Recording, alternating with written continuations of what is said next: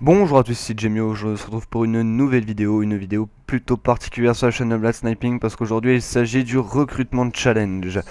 Donc on va tout de suite commencer avec les éditeurs. Donc pour vous faire recruter en tant qu'éditeur, il faut tout d'abord que, comme vous pouvez le voir sur le tableau, il faut que vous soyez actif pour la team. Donc c'est à dire que dès qu'on va vous demander un edit, etc., il va falloir que vous répondiez présent, que vous soyez là pour la team, que vous ne soyez pas absent et que vous nous laissiez en plan pendant X temps à attendre pour sortir un montage.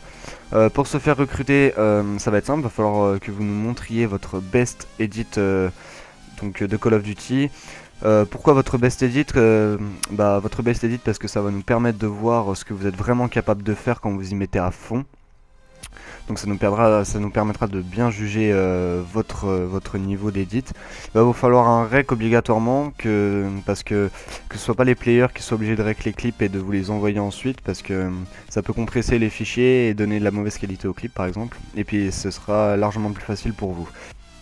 Il faudra aussi que vous ayez une bonne maîtrise des logiciels, donc c'est-à-dire que si vous éditez sur After Effects, vous serez privilégié par rapport à ceux qui éditent sur Sony Vegas, parce qu'on sait très bien que After Effects, ça demande plus de maîtrise du logiciel, etc., etc. Mais ça dépendra aussi de comment vous maîtrisez le logiciel de montage.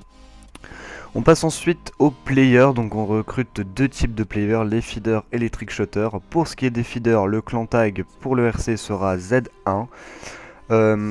Tout ce qui est niveau des standards, c'est 5 on-screen, quad 2x3, quad headshot, triple une balle headshot, triple une balle plus single.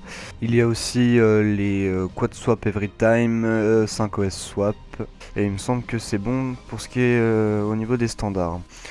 Vous pouvez avoir un rec, c'est en option, si vous l'avez c'est mieux, si vous n'en avez pas c'est pas grave. Perso j'en possède un et Speaky en possède un, et de toute façon les éditeurs en auront eux aussi.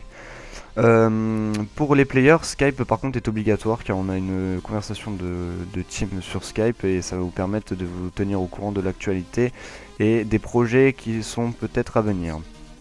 Vous serez favorisé bien évidemment si vous nous envoyez une réponse qui est avec des clips qui sont multicode, pas que du Black Ops 2, si vous avez du MW3, du Code 4, c'est favorisé le multicode.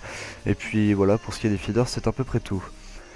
On passe ensuite au trickshotter. Donc pour les trickshotters, le clan tag sera BZ1. Donc vous pouvez voir, au cas où vous comprenez mal, vous pouvez voir sur le board le clan tag.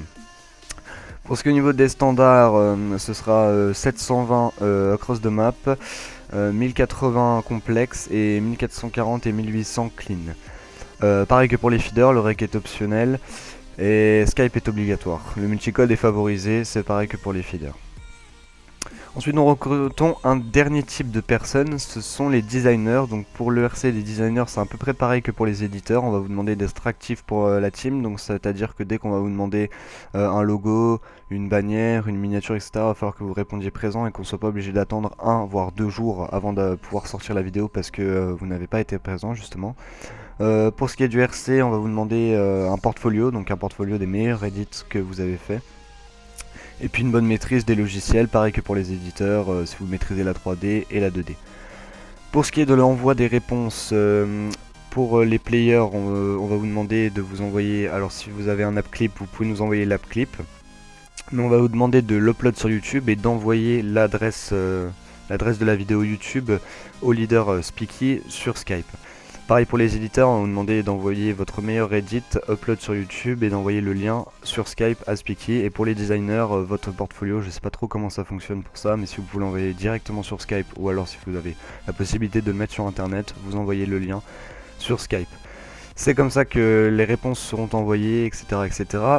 Je tiens à préciser pour toutes les catégories que si vous faites des fake clips, des fake edits ou des trucs comme ça, que vous prenez quelque chose qui n'est pas à vous, que vous l'insérez dans votre réponse et que nous on le voit, si vous utilisez par exemple un app clip qui est fake, qui n'est pas de vous, vous serez éliminé directement et votre candidature ne sera pas prise en compte.